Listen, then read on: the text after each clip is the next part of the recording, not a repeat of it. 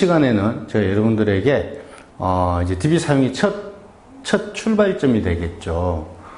TA를 어떻게 하는지 간단히 좀 알아볼 생각인데, TA를 하기 전에 항상 우리는 내가 받게 되는 이 DB의 성격이 어떻게 되는지 먼저 좀 확인하고 출발을 해야 됩니다. 가령 한번 예를 한번 들어볼게요. 내가 쓰게 되는 DB가 방송 DB다. 어떤 방송을 보고 문의를 했다 라고 가정을 한번 해보겠습니다. 그럼 제일 먼저 뭐부터 확인해야 될까요?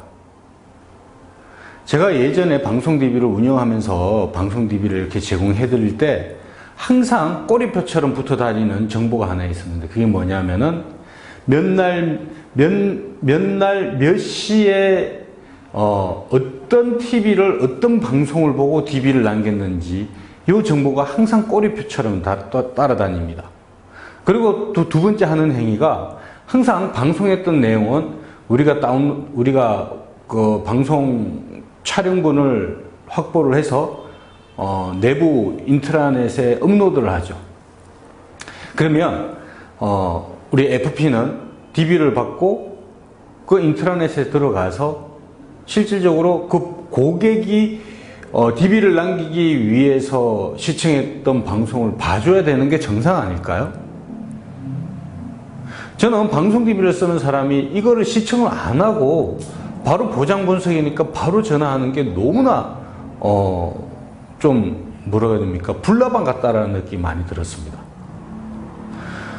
고객이 본인의 문의를 남긴 이유를 아는 것과 고객이 내가 문의를 남긴 이유를 모르는 것은 정말 하늘과 땅 차이거든요. 내가 등이 아랫부분이 가려운데 윗부분을 긁고 있단 말이죠. 정말 운이 좋아서 아랫부분 가려운데 딱 아랫부분 가려운 데를 긁어주면 좋은데, 간혹 내가 정보를 모르면 어디가 가려운지 모르기 때문에 아무 때나 긁고 있다는 겁니다. 그래서 처음에 내가 DB를 받으면 제일 중요한 건 이 DB의 성격과 이 DB가 가지고 있는 어떤 특징을 빨리 파악을 해서 전화를 해야 된다는 게 첫 번째고요. 두 번째는 DB를 받으면 어떤 DB는 고객이 원하는 날짜와 시간과 장소가 포함돼서 오는 DB가 있습니다.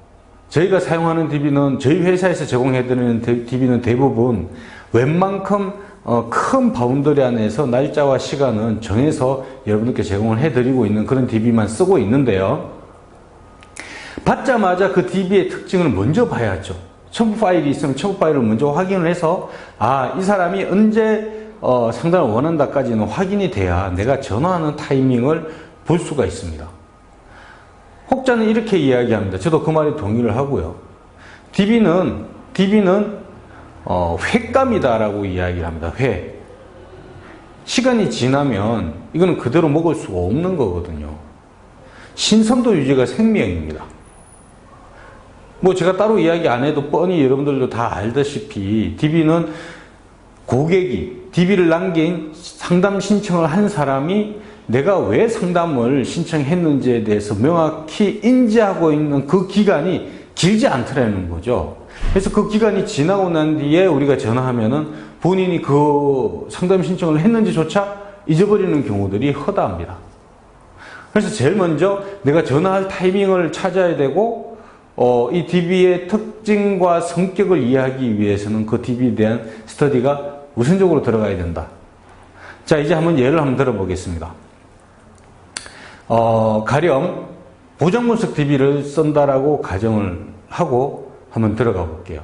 그러면 이 보장분석 DB는 저희 회사 거는 어떻게 생성된다고 말씀드렸죠? 저희 회사 거는 아니고 저희 회사에서 제일 쓰는 거는, 자, 보장분석 DB는 첫 번째, 저희 회사에서 제공해드리는 거 기준으로 이야기를 합니다. 첫 번째, PG사 고객들 대상으로 퍼미션을 합니다. PG사.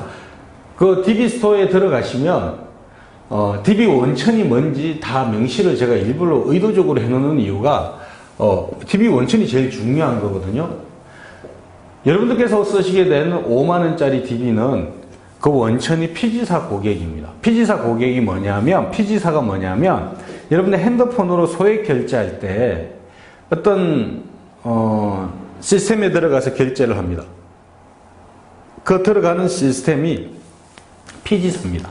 대표적으로 뭐, 이니시스, 뭐, 네이버도 어떻게 보면 큰 피지사 중에 하나가 되겠죠. 이런 피지사 고객들을 대상으로 1차 퍼미션을 합니다. 퍼미션이 뭐 영어로 허락을 구하다라는 뜻이죠. 1차 퍼미션을 어떻게 하냐면은 안녕하세요 인사를 하겠죠. 그 다음에 피지사 고객 중에 우리 피지사를 자주 사용해 주시는 고객들을 대상으로 보장 분석 이벤트를 하고 있습니다. 이 이벤트에 이벤트를 진행하는데 동의하십니까? 라고 1차적으로 동의를 구합니다. 자, 우리 회사에서 보장 분석 캠페인을 하고 있는데 이 캠페인에 동의하십니까? 라고 물어봐서 오케이가 된다면 1차 퍼미션이 끝난 겁니다. 예전에는 이 1차 퍼미션으로 대부분 다 끝을 냈었어요.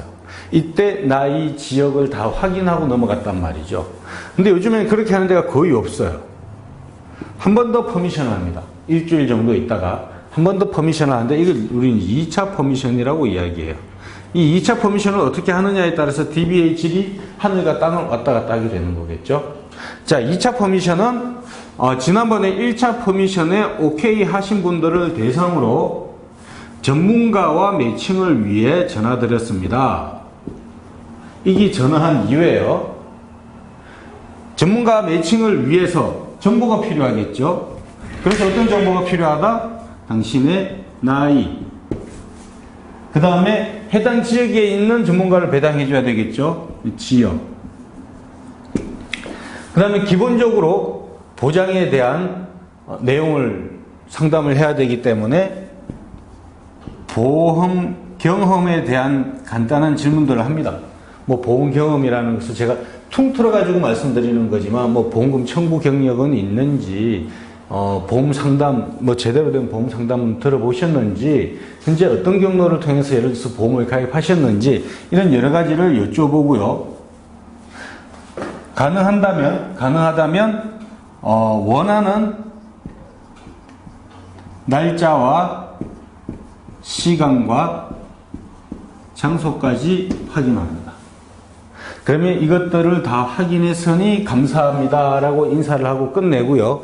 이 정보가 FP에게 들어오죠. 이런 내용을 이해하셔야 된다는 거예요. DB를 쓰시기 전에. 그러면 예를 들어서 DB의 성격을 이 DB는 이런 과정을 거쳐서 들어왔고 요거에 대해서 녹취록을 듣고 여기에 대한 정보에 대한 엑셀 파일이라든지 뭐 문자라든지 카카오톡을 통해서 DB를 받으면 그 안에 있는 정보를 확인한 다음 내가 이제 어떻게 어프로치를 해야 되는지 준비를 하셔야 된다는 겁니다. 뭐 굉장히 일반적인 이야기지만 이해는 하셨죠? 여기서 핵심이 있습니다. 이 호칭을 어떻게 불러야 될까요?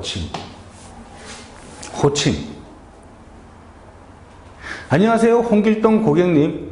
이번에 보장분석 신청하셔서 제가 전문가로 배정된 문종필입니다 라고 이야기를 해야 될까요? 안녕하세요, 홍길동 씨라고 이야기를 해야 될까요? 안녕하세요, 홍길동 님이라고 이야기해야 될까요? 이 사람은 아직 우리 고객이 아니죠. 그러면 우리는 님 혹은 씨라고 이야기하는 게 맞습니다. 운이 좋아서 여기 있는 정보 중에 이 사람의 직장과 직급을 확보했다면은 안녕하세요, 홍길동 과장님, 이렇게 호칭을 불러주는 게 훨씬 더 효과적이겠죠. 이해하셨습니까? 절대로 고객님이라는 표현을 먼저 쓰지 않으셔야 됩니다. 여러분들께서 입장을 바꿔서 한번 생각을 해보세요. 여러분들께서 핸드폰으로 모르는 번호가 왔는데 안녕하세요, 고객님 이라고 이야기하는 순간 전화를 끊어버립니다. 여러분들은 안 그렇지만 저는 그렇습니다. 왜? 안녕하세요 고객님이라고 이야기하는 사람들은 10중 8구 영업 관련된 일이다라고 저는 생각을 하거든요. 그래서 고객님이라는 표현은 가급적 저는 안 썼으면 좋겠습니다. 여러분들도 영업을 많이 해보셔서 아시겠지만 여러분들과 친한 고객들이라든지 여러분들을 믿는 고객들, 여러분들이 자주 만나는 사람들은 고객님이라는 표현 안 쓰십니다. 대부분 해당되는 호칭이라든지 그 사람의 직급이라든지 아니면 우리 둘만의 사이에서 뭔가 신호를 보내는 거죠. 그게 저는 주파수를 맞춘다라고 표현합니다. 주파수. 굉장히 중요한 포인트입니다. 방송 대비가 좀 이해하기 쉬우니까 방송 대비로 설명을 한번 드려볼게요. 예전에 제가 만들었던 방송 프로그램이 SBS CNBC의 원스톱 재무상담입니다. 지금도 하고 있겠죠? 그러면은 시청자가 TV를 보고 있습니다. SBS CNBC를 틀었는데 마침 원스톱 재무상담이라는 프로그램을 하고 있네요. 그래서 그걸 시청하다가 나한테 해당되는 내용을 다루고 있어서 상담을 받아야 되겠다라고 생각하고 상담 신청을 했습니다. 자, 그분은 시청자입니까? 고객입니까? 그분은 시청자죠. 자, 잘 이해해 보세요. 그분은 시청자입니다. 안녕하세요, 홍길동 시청자님이라고 이야기하시는 게 훨씬 더 이 주파수와 맞아 들어가진다라는 거죠. 자, 두 번째. 그 사람은 FP 코리아에다가 DB 상담 신청을 했습니까? SBS CNBC에다가 상담 신청을 했습니까? SBS CNBC 원스톱 재무상담에 상담 신청을 했습니까? 이 홍길동 씨는, 이 시청자는 어디다 상담 신청을 했죠? 네, 맞습니다. SBS CNBC 원스톱 재무상담에 상담 신청을 한 겁니다. 원스톱 재무상담에 있는 니네들한테 내가 내 정보를 상담해달라고 넘긴 거지 내가 FP 코리아에다가 넘기지 않았다라는 거예요. 근데 내가 DB를 받아서 내가 FP 코리아에서 근무하고 있으니까 안녕하세요 FP 코리아의 문종필입니다 라고 이야기하는 순간 너 누구지? 내가 왜 SBS CNBC 원스톱 재무상담에 보장 분석을 의뢰를 했는데 왜 FP 코리아에서 나오지? 라고 의심이 드는 순간 매칭이 안 됩니다. 주파수가 안 통한다라는 거죠. 그러면 자 이제 요쯤 됐으면 이해하셨죠? 저는 고객이라는 표현을 쓸게요. 여러분들은 고객이라고 하지 마세요. 저도 하지 말까요? 어쨌든 상대방이 본인의 상담 DB, 개인정보를 남길 때 누구에게 남기느냐라는 거예요. 이해되세요? 이것도 마찬가지입니다. 얘네들이 본인 소개를 어떻게 하는지 제일 먼저 확인해야 됩니다. 예를 들면은, 안녕하세요. 우리는, A 마케팅 회사입니다. 저희 회사에서 제휴한 땡땡땡 회사와 제휴를 해서 저희는 보장분석 서비스를 제공해드리는 고객님을 이렇게 하고 있는데 만약에 이렇게 인사했다. 그러면은 인사도 이렇게 하셔야 돼요. 안녕하세요. FP코리아의 문종필입니다. 라고 이야기하는 게 아니라 이번에 고객님이 신청하신 보장분석 서비스의 담당자로 배정된 전문가 문종필입니다. 라고 이야기해야 됩니다. 그 다음에 FP를 원하겠습니까? 전문가를 원하겠습니까? 그렇죠. 저희는 보장분석 전문가 문종필입니다. 만나서 반갑습니다. 이게 좀 전반적으로 이해가 좀 되셨으면 좋겠습니다. 주파수를 맞춰야 된다고 말씀드렸죠. 이 고객은 누구한테 동의를 한 거죠? 얘네들한테 동의한 거지 저한테 동의한 게 아닙니다. 그렇죠? 그럼 제가 전화를 했다면 합당한 선안에서 마케팅 활용 동의를 한 선 안에서 우리가 접근을 해야 됩니다. 그럼 그 사람은 어디다 개인의 개인 정보를 활용해도 되는지에 전달했는지를 확인하시고 그게 확인이 어렵다면은 그냥 포괄적으로 제가 말씀드린 당신이 지난번 몇 날 며칠 되게 중요해요. 몇 날 며칠에 상담 요청에 동의하신 그 부분에 대해서 담당 전문가로 배정된 문종필입니다. 이런 식의 자기소개가 들어가줘야 됩니다. 그래야지 처음에 주파수가 맞아서 예비 고객들이 여러분들과 상담할 준비가 되더라는 거죠. 그래서 이 DB의 성격을 파악하는 거, 상태를 파악하는 거 생각보다 굉장히 중요한 과정입니다. 요거를 빼먹고 바로 전화를 하잖아요. 그러면은 상대방의 이름도 모르고 전화하는 것과 같다. 저는 이렇게 봅니다. 내가 어쨌든 이걸 위해서 돈을 내잖아요. 이 낸 돈이 여러분들께서 이걸 하느냐 안 하느냐에 따라서 당락이 결정됩니다. 5만원, 6만원, 7만원, 8만원이 한 방에 날아갑니다. 그래서 반드시 요거 좀 챙겨주시면 제가 고마운 건 아니죠. 훨씬 더 좋은 효과를 볼 수 있을 거라고 생각을 합니다. 그래서 전화를 했다라고 가정 한번 해볼게요.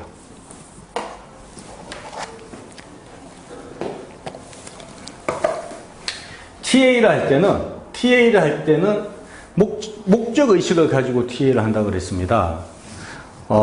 제가 항상 셀즈 프로세스를 강의할 때 텔레폰 어프로치의 목적이 뭡니까? 왜 텔레폰 어프로치를 합니까?